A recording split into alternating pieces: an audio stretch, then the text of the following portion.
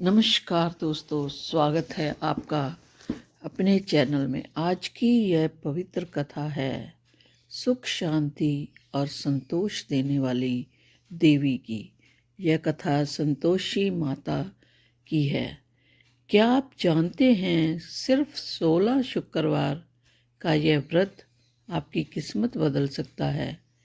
क्या घर में कलह, गरीबी और परेशानी खत्म करना चाहते हैं तो सुनिए संतोषी माता की यह चमत्कारी कथा।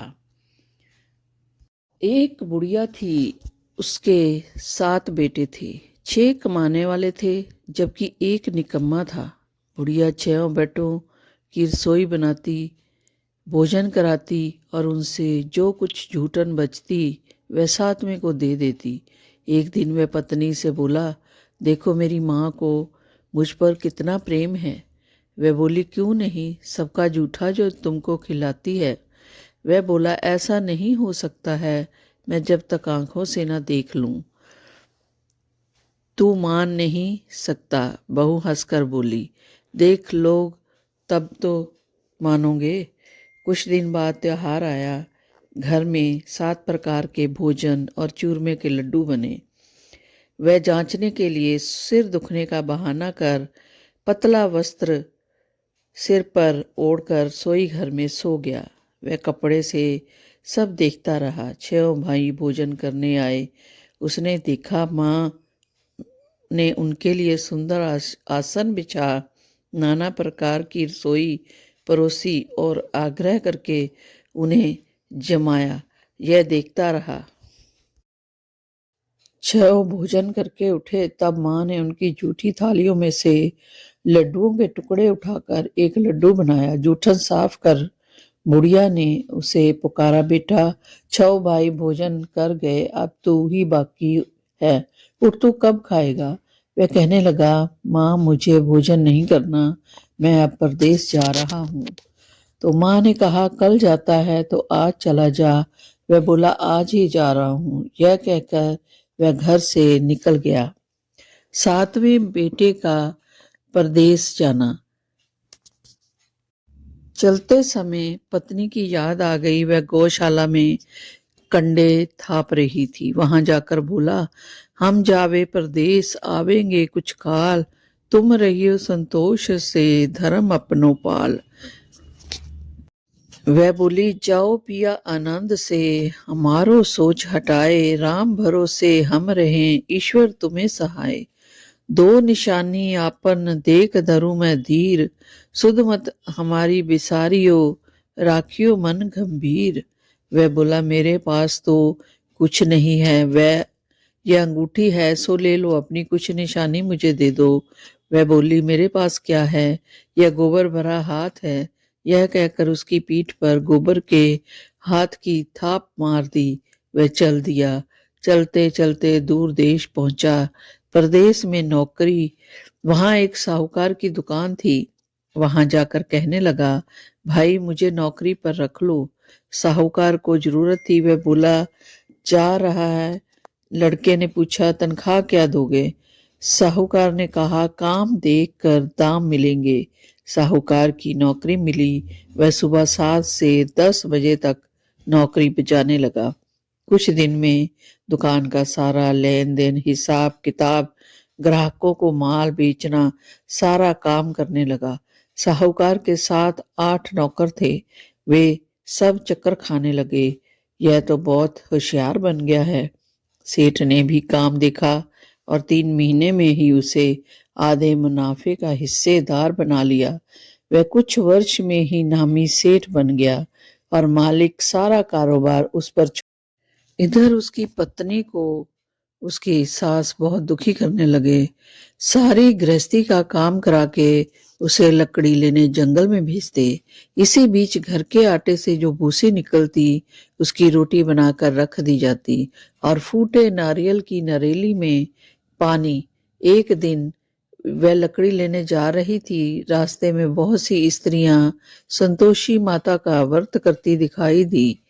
वह वहां खड़ी होकर कथा सुनने लगी और पूछा, बहनों तुम किस देवता का व्रत करती हो और उसके करने से क्या फल मिलता है।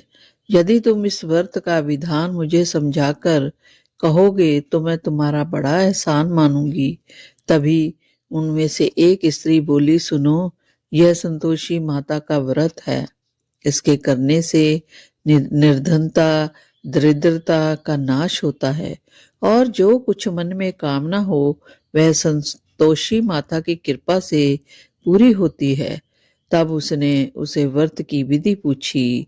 वह भक्तिमयी स्त्री बोली, सवा आने का गुड़ चना लेना, इच्छा हो तो 5.25 आने का लेना या 1.25 का भी, सहूलत के अनुसार लाना, बिना परेशानी और श्रद्धा व प्रेम से जितना भी बन पड़े स्वाया लेना। प्रत्येक शुक्रवार को निराहार रहकर कथा सुनना, इसके बीच कर्म टूटे नहीं, लगातार नियम पालन करना, सुनने वाला कोई ना मिले तो घी का दीपक जलाकर उसके आगे या जल के पात्र को सामने रखकर कथा कहना। जब कार्य सिद्ध ना हो, नियम का पालन करना और कार्य सिद्ध हो जाने पर व्रत का उद्यापन करना। तो यदि किसी के ये खोटे कर्म भी हो तो भी माता वर्ष भर में कार्य सिद्ध करती है और फल सिद्धि होने पर उद्यापन करना चाहिए, बीच में नहीं। उद्यापन में 2.5 सेर आटे का खजाना तथा खाजा बनाएं। इसी परिणाम से खीर तथा चने का साग करना, 8 लड़कों को भोजन कराना, जहां तक मिले देवर जेठ भाई बंधु के हों, ना मिले तो रिश्तेदार और पास पड़ोसियों को बुलाना, उन्हें भोजन करा यथाशक्ति दक्षिणा दे माता का नियम पूरा करना। उस दिन घर में खटाई ना खाना।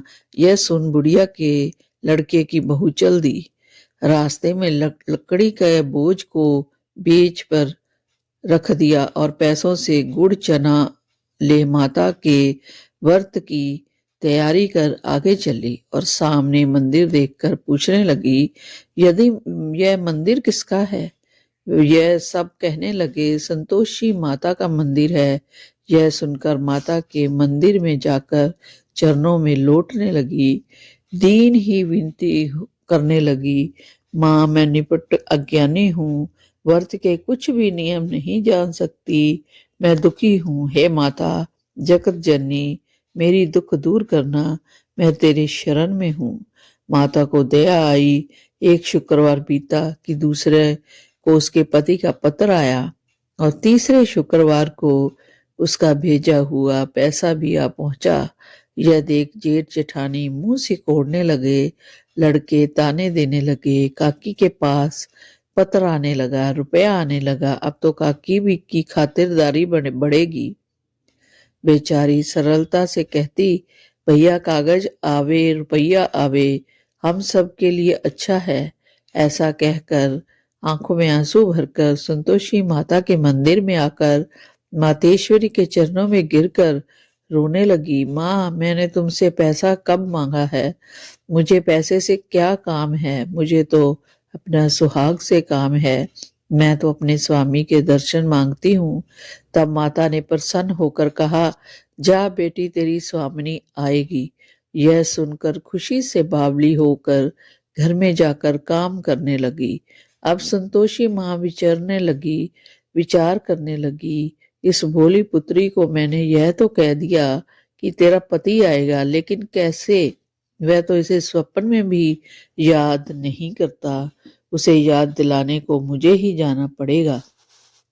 इस तरह माताजी उस बुढ़िया के बेटे के पास जा स्वप्न में प्रकट हो कहने लगी, साहूकार के बेटे सो रहा है या जागता? वह कहने लगा, माता सोता भी नहीं जागता भी नहीं हूँ, क्या आज्ञा है? माँ कहने लगी, तेरे घर बार कुछ है कि नहीं? वह बोला, मेरे पास सब कुछ है, माँ बाप है, बहू है, क्या कमी है? माँ बोली, बे भोले पुत्र, तेरे बहू को घोर कष्ट उठा रही है, तेरी माँ उसे परेशानी दे रही है, वह तेरे लिए तरस रही है, उसकी सुध ले ले। वह बोला, हाँ माता जी, यह तो मालूम है, परंतु जाऊं तो कैसे? परदेश की बात है, लेन देन का कोई हिसाब नहीं है, कोई जाने का रास्ता नहीं आता, कैसे चला जाऊं? माँ कहने लगी, मेरी बात मान, सवेरे नहा धोकर संतोषी माता का नाम ले, घी का दीपक जला, दंडवत कर दुकान पर जाकर बैठ जा।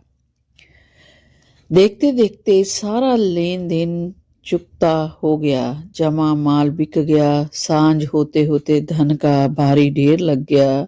अब बूढ़े की बात मानकर वह नहा धोकर संतोषी माता को दंडवत घी का दीप जलाकर दुकान पर जा बैठा। थोड़ी देर में देने वाले रुपया लाने लगे, लेने वाले हिसाब लेने लगे, कोठे से भरे सामान की खरीदारी नगद दाम से सौदा करने लगे। शाम तक धन का भारी ढेर लग गया। मन में माता का नाम ले चमत्कार देखकर प्रसन्न हो घर ले जाने के वास्ते गहना कपड़ा सामान खरीदने लगा। यहाँ काम से निपट कर तुरंत घर को रवाना हुआ। उधर उसकी पत्नी जंगल में लकड़ी लेने जाती है। लौटते वक्त माता जी के मंदिर में विश्राम करती है।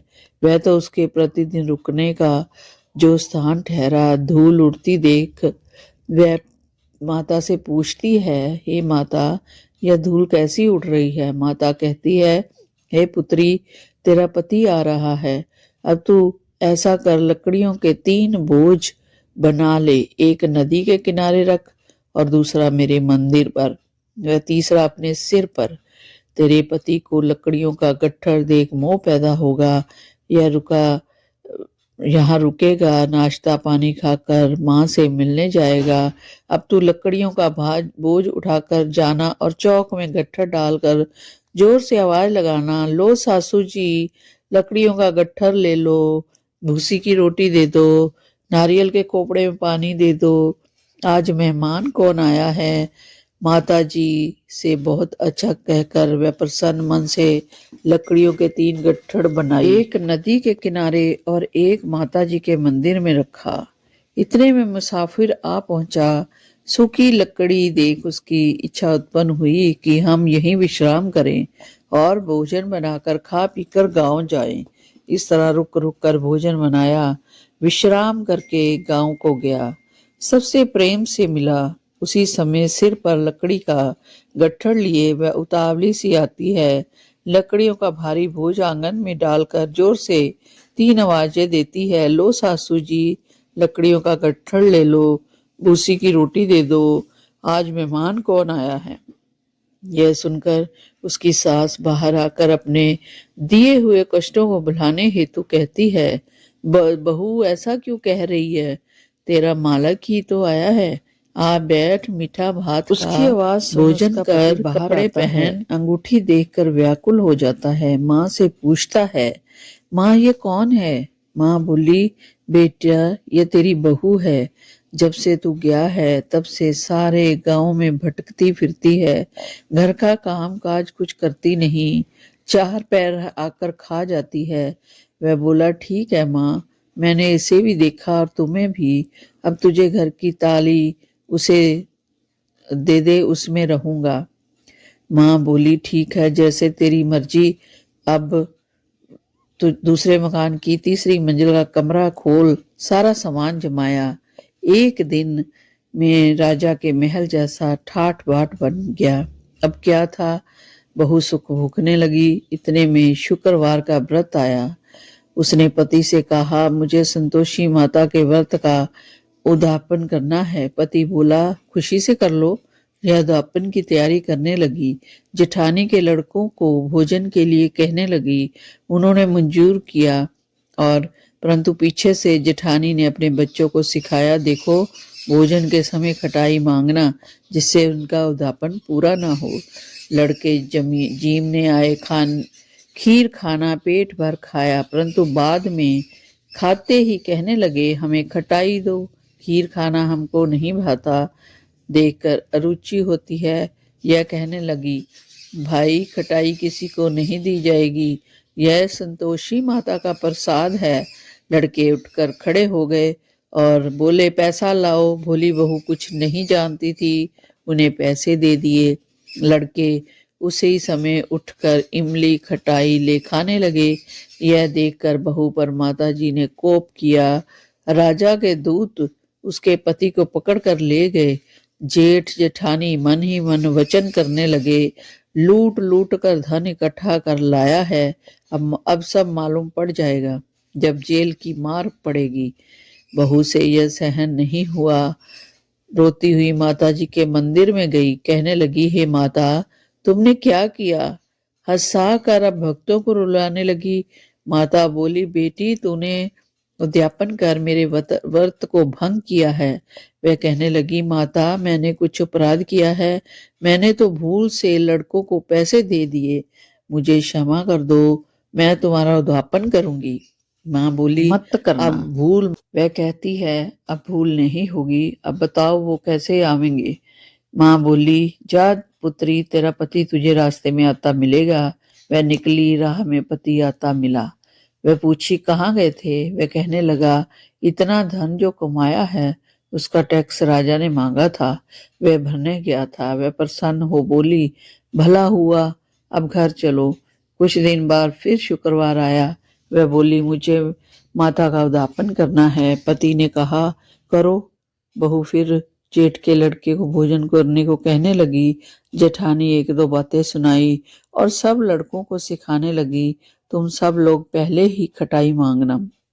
लड़के भोजन से पहले कहने लगे, हमें खीर नहीं खानी, हमारा जी बिगड़ता है, कुछ खटाई खाने को लाओ। वह बोली, खटाई किसी को नहीं मिलेगी, आना हो तो आओ। यह ब्राह्मण के लड़के लाकर भोजन कराने लगी। यथाशक्ति दक्षिणा की जगह एक एक फल उन्हें दिया। संतोषी माता प्रसन्न हुई। माता की कृपा होते ही 9वें मास में उनके चंद्रमा के समान सुंदर पुत्र प्राप्त हुआ। पुत्र को पाकर प्रतिदिन माता जी के मंदिर को जाने लगी। माँ ने सोचा, यह रोज आती है, आज क्यों ना इसके घर चलूं। यह विचार कर माता ने भयानक रूप बनाया। गुड़ चने से सना मुख, उस ऊपर सूंड के समान होंठ, उस पर मक्खियां भिनभिना रही थी।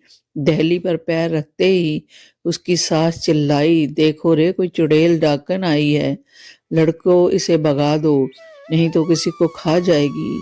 लड़के भागने लगे, चिल्लाकर खिड़की बंद करने लगे। बहू रोशनदान से देख रही थी, प्रसन्नता से पागल बनकर चिल्लाने लगी, आज मेरी माताजी मेरे घर आई है, वह बच्चे को दूध पीने से हटाती है। इतने में सास का क्रोध फट पड़ा।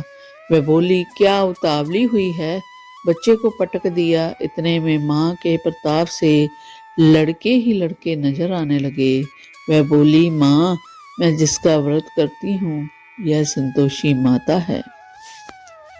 सबने माता जी के चरण पकड़ लिए और विनती कर कहने लगे, हे माता, हम मूर्ख हैं, अज्ञानी हैं, तुम्हारे व्रत की विधि हम नहीं जानते, व्रत भंग कर हमने बड़ा अपराध किया है, जग माता आप हमारा अपराध क्षमा करो। इस प्रकार माता प्रसन्न हुई। बहू को प्रसन्न हो, जैसा फल दिया वैसा माता सबको दे, जो पड़े उसका मनोरथ पूर्ण हो। बोलो संतोषी माता की जय। अगर आप भी चाहते हैं कि आपके जीवन में सुख और शांति आए तो सच्चे मन से ये व्रत करें। कमेंट में लिखें, जय संतोषी माँ। वीडियो को लाइक और चैनल को